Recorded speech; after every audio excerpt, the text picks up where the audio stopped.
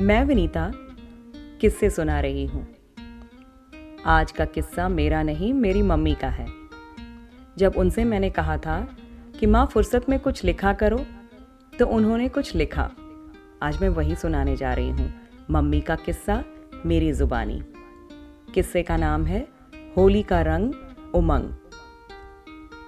उमंग, मस्ती एवं रंगों भरा त्योहार होली। होली की बात करते ही मन पंछी बन बचपन के गलियारों में उड़ चला। इतनी यादें कि लगे जैसे होली सिर्फ रंगों का त्योहार नहीं, उमंगों की फुहार हो। फागुन आते ही घर में होली की तैयारियां शुरू हो जाती थीं। सबसे पहले तो बाबा यानी मेरे पिताजी घर में सभी बहनों के लिए कपड़े सिलाई करते। यहाँ मैं बता दूं कि मेरे बाबा बहुत अच्छी सिलाई जानते थे। ये उनके कई गुणों में से एक था। भाइयों के लिए रेडीमेड कुर्ता पजामा आता था। सभी के कपड़ों का रंग एक जैसा सफेद होता था, ताकि हर रंग का गुलाल खिल कर दिखे, भले ही बाद में उसे धोने की मशक्कत मैया को उठानी पड़ती थी। होलिका दहन की तैयारी के साथ मैया हम सब बच्चों को भक्त प्रहलाद और होलिका की कहानी सुनाती थी। इंतजार के पल खत्म होते और होली का दिन आ जाता था। बाबा सवेरे 5 बजे ही उठकर मालपुआ बनाने की तैयारी में जुट जाते थे। उनके हाथों से बने मालपुए जैसा मालपुआ मैंने और कभी नहीं खाया। इतना स्वादिष्ट कि आज भी यादों में वो स्वाद रचा बसा हुआ है।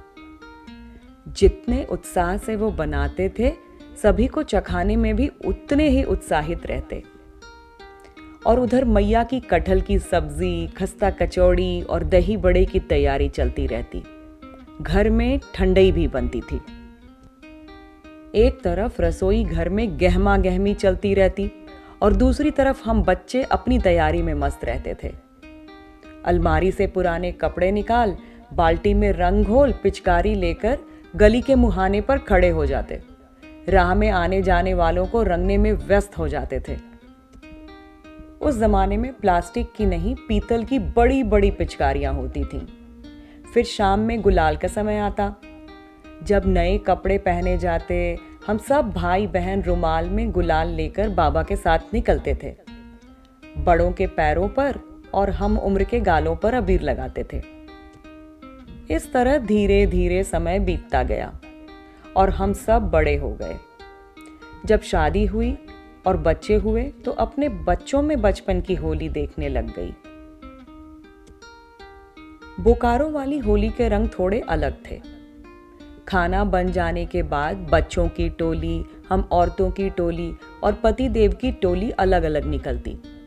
इनकी टोली में एक शख्स ऐसे भी थे जिनकी मोटी तोंद पर रंगाई पुताई कर कुछ कार्टून शक्ल बना दी जाती और फिर ढोल बाजे के साथ होली बनाई जाती। होली की शुरुआत मेरे घर में बच्चों के दोस्तों के साथ होती थी और रात में इनके दोस्तों को धुसका पुआ खिलाने के बाद पूरी होती थी। मैं अपने मुंह मियाँ मिट्ठू क्या बनूं, पर फिर भी कह देती हूँ कि मेरे हाथों से बने धुसके का इंतजार सभी को होता था। अब तक फोन का जमाना आ गया था। दूर रहने वाले रिश्तेदारों को फोन पर शुभकामनाएं दी जाती थी। समधी समधन और जीजा साली की शुभकामनाएं थोड़ी चुटीली और रस भरी होती थीं। नॉनवेज खाने वालों के लिए मटन और चिकन की खरीदारी करना उस दिन जंग जीतने से कम नहीं होता था। इन दुकानों पर सुबह 4-5 बजे से ही भीड़ लग जाती थी। बसों और ट्रैक्टरों पर यात्री होली के गानों का लुत्फ उठाते हुए यात्रा करते थे। अपने केसरवानी समाज का भी मिलन समारोह हुआ करता था, जिसमें ढोलक की थाप पर होली के गाने गाए जाते थे। बड़ा मजा आता था। इसी तरह जीवन की घड़ी चलती रही और उम्र भी अपनी गति से आगे बढ़ती रही। बच्चे बड़े हुए, उनकी शादियां हुईं और वो अपने अपने संसार में रम गए। मुझे याद है जब मेरी बेटी पम्मी पहली बार अमेरिका गई थी, तो मैंने उसे लिफाफे में चिट्ठी संग चुटकी भर गुलाल भी भेजा था। पंछी रूपी मन उड़ान भरते भरते जीवन की संध्या में वापस अपने घर आ गया। अब हम लोग सेवानिवृत्त होकर रांची आ गए हैं। अब अपनी होली अपने नाती पोतों में देखने लगी हूँ। रांची के होली का रंग और भी अलग है। होली पर अपने कुल देवता की पूजा होती है। खेत का पहला अनाज मंदिरों और कुल देवता पर चढ़ाया जाता है। शाम के वक्त सभी मंदिरों के भगवानों की सवारी सजे धजे रथ पर निकलती है। लोग सबसे पहले भगवान को गुलाल अर्पित कर ही एक दूसरे को रंग लगाते हैं।